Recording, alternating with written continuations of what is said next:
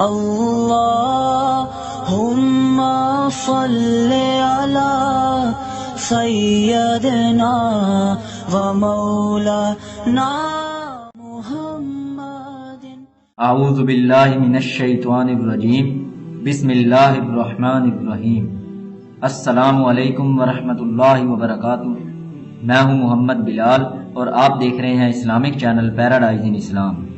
میرے مسلمان بھائیوں اور دوستو، اس ویڈیو میں آپ کی خدمت میں احادیث کی روشنی میں فجر کی نماز کا وقت کب شروع ہوتا ہے اور کب ختم ہوتا ہے بیان کروں گا، اور اس بات کی وضاحت کروں گا کہ فجر کی نماز کس وقت پڑھنا افضل ہے. اس سے پہلے اگر آپ نے ابھی تک میرا چینل سبسکرائب نہیں کیا تو برائے مہربانی پہلے سبسکرائب کریں اور بیل والے آئیکن پر کلک کریں تاکہ آپ کو میری نئی ویڈیوز کی نوٹیفیکیشنز موصول ہو سکیں.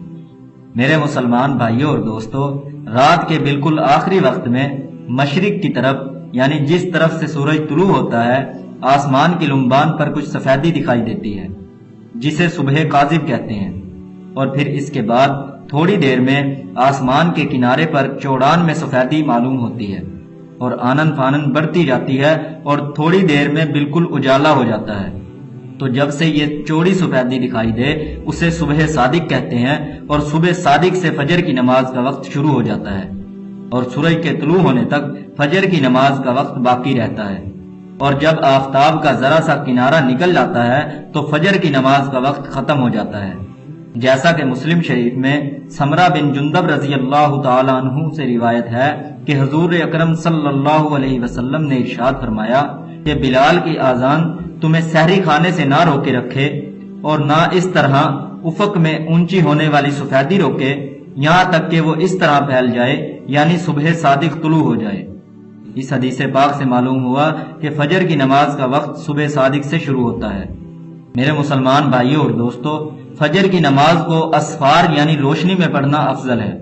جیسا کہ بخاری شریف میں عبداللہ بن مسعود رضی اللہ تعالی عنہ فرماتے ہیں کہ 2 نمازوں کے علاوہ میں نے حضور اکرم صلی اللہ علیہ وسلم کو کوئی نماز وقت کے خلاف پڑھتے نہیں دیکھا. آپ علیہ الصلوۃ والسلام نے مزدلفہ میں مغرب اور عشاء کی نماز ایک ساتھ پڑھی اور فجر کی نماز اپنے عام معمول کے وقت سے ہٹ کر پڑھی. میرے مسلمان بھائیوں اور دوستو، صبح صادق کے طلوع ہونے سے پہلے صبح کی نماز پڑھنا بالاتفاق جائز نہیں. لہذا وقت سے پہلے پڑھنے کا مطلب یہ ہے کہ معمول کے وقت سے پہلے یعنی اندھیرے میں نماز پڑھی. لہذا اس حدیث پاک سے معلوم ہوا کہ آپ علیہ الصلوۃ والسلام کی عادت مبارکہ اندھیرے میں نماز فجر ادا کرنے کی نہیں تھی، بلکہ آپ علیہ الصلوۃ والسلام روشنی میں نماز فجر ادا کرتے تھے. اور ترمذی شریف میں رافع بن خدیج رضی اللہ تعالیٰ عنہ فرماتے ہیں کہ میں نے رسول اکرم صلی اللہ علیہ وسلم کو یہ فرماتے ہوئے سنا کہ فجر کی نماز روشنی میں پڑھو، اس لیے کہ اس میں زیادہ ثواب ہے. اور نسائی شریف میں باب الاسفار میں ہے کہ انصار قوم کے کئی صحابہ رضوان اللہ تعالیٰ عنہم اجمعین سے مروی ہے کہ حضور اکرم صلی اللہ علیہ وسلم نے فرمایا کہ فجر کی نماز تم جتنی روشنی میں پڑھو گے اتنا ہی زیادہ ثواب ہوگا. ان احادیث سے معلوم ہوا کہ روشنی میں فجر کی نماز ادا کرنے سے زیادہ ثواب ملتا ہے. اور طبرانی شریف میں رافع بن خدیج رضی اللہ تعالیٰ عنہ سے روایت ہے کہ حضور اکرم صلی اللہ علیہ وسلم نے حضرت بلال رضی اللہ عنہ سے فرمایا کہ صبح کی نماز اتنی روشنی میں پڑھو کہ لوگ اپنے تیروں کے گرنے کی جگہ کو روشنی کی وجہ سے دیکھ لیں. اور ابراہیم نجفی رحمت اللہ علیہ فرماتے ہیں کہ حضور اکرم صلی اللہ علیہ وسلم کے صحابہ نے جتنا اسفار پر یعنی روشنی میں فجر کی نماز پڑھنے پر اتفاق کیا ہے اتنا کسی اور چیز پر اتفاق نہیں کیا. اور علامہ سیوطی رحمت اللہ علیہ نے اسفار یعنی روشنی میں فجر کی نماز پڑھنے والی احادیث کو متواترات میں شمار کیا ہے. میرے مسلمان بھائیوں اور دوستو، ان تمام احادیث اور علماء کے اقوال سے معلوم ہو گیا کہ فجر کی نماز کو روشنی کے وقت میں پڑھنا افضل ہے.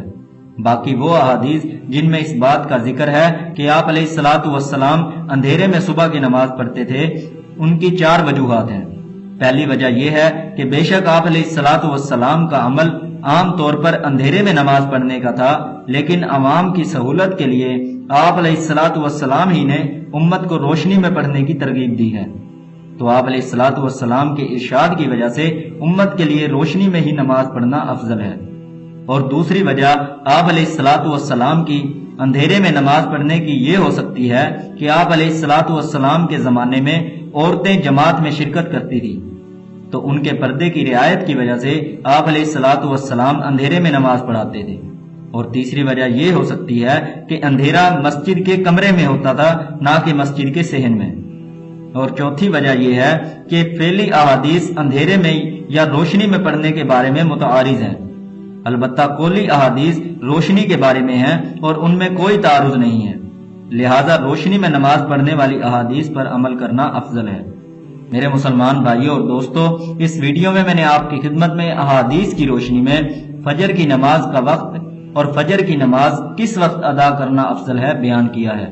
اگر آپ کو میری ویڈیو پسند آئی ہو تو لائک اور شیئر ضرور کریں، کیونکہ نیک بات دوسروں تک پہنچانا صدقہ جاریہ ہے، اور اسلام کے ہر مسئلے میں تفصیل اور وضاحت ضروری ہوتی ہے۔ اس لیے اگر آپ کو میری کوئی بات سمجھ نہ آئی ہو یا مجھ سے کوئی سوال پوچھنا چاہتے ہو تو نیچے کمنٹ میں پوچھ سکتے ہیں۔ دعا ہے جو کچھ بیان کیا اللہ ہمیں سمجھنے اور عمل کرنے کی توفیق عطا فرمائے۔ وآخر الدعوانا الحمدللہ رب العالمین۔ اللہ اللہ اللہ اللہ